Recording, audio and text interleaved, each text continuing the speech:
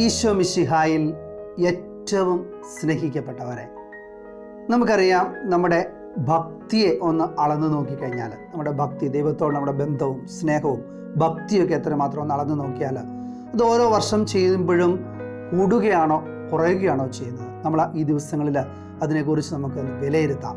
എൻ്റെ ദൈവത്തോടുള്ള ഭക്തി, എൻ്റെ ദൈവത്തിലുള്ള വിശ്വാസം അത് എത്രമാത്രമുണ്ടെന്ന് ചിന്തിക്കാം.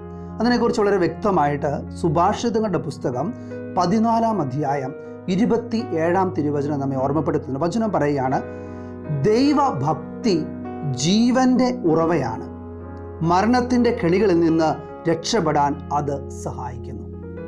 ഒരു വചനം പറയാണ്, നിന്റെ ജീവിതത്തിൽ ദൈവത്തിൻ്റെ ഭക്തി ഉണ്ടെങ്കിൽ അത് ജീവന്റെ ഉറവ പോലെയാണെന്ന് പറയുക. എന്താണ് ഉറവയുടെ പ്രത്യേകത? ഉറവയുള്ള സ്ഥലങ്ങളിൽ എപ്പോഴും വെള്ളച്ചനപ്പുണ്ടായിരിക്കും. ആ സ്ഥലങ്ങളുടെ പ്രത്യേകത എന്താണ്? അവിടെ വളരുന്ന സസ്യങ്ങൾക്ക്, അവിടെ വളരുന്ന ഓരോ സാഹചര്യങ്ങൾക്കുമെല്ലാം എന്നും ഒരു പച്ചപ്പുണ്ടാവും. പച്ചപ്പെന്ന് പറയുന്നത് നമുക്കറിയാം, ഇപ്പോൾ വളരെ പുഷ്ടിയോടുകൂടി പച്ചപ്പോടുകൂടി നിൽക്കുന്നതായിട്ട് നമുക്ക് കാണാനായിട്ട് സാധിക്കും. അതാണ് പറയുന്നത്, ദൈവത്തിൻ്റെ ഭക്തിയാൽ നീ നിറഞ്ഞാൽ നിന്റെ ജീവിതത്തിൽ എന്നും അനുഗ്രഹങ്ങളും നന്മയും സമാധാനവും എല്ലാം വന്നു ചേരുമെന്നാണ് പറയുക.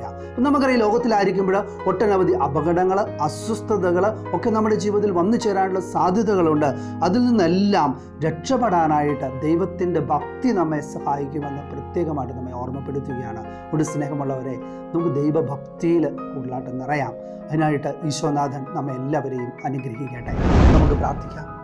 കർത്താവായ ഈശോയെ, അങ്ങനെയുള്ള ഭക്തിയാലും സ്നേഹത്താലും വളരുവാൻ ഞങ്ങളുടെ ഓരോരുത്തരെയും അവിടെ നിന്ന് അനുഗ്രഹിക്കണമേ. അങ്ങനെയുള്ള ഭക്തി ജീവന്റെ ഉറവയാണെന്ന് മനസ്സിലാക്കി ആ ഭക്തി ഞങ്ങളുടെ ജീവിതത്തിന് സംരക്ഷണം നൽകുന്നത് പോലെ ബോധ്യത്തോടു കൂടി വളർന്നു വരുവാൻ ഞങ്ങളെ ഓരോരുത്തരെയും നിന്റെ വചനത്തിന് ശക്തിയാൽ ശക്തിപ്പെടുത്തി അവിടെ നിന്ന് അനുഗ്രഹിക്കുമാറാകണമേ. ഇപ്പോഴും എപ്പോഴും എന്നേക്കും. ആമേൻ.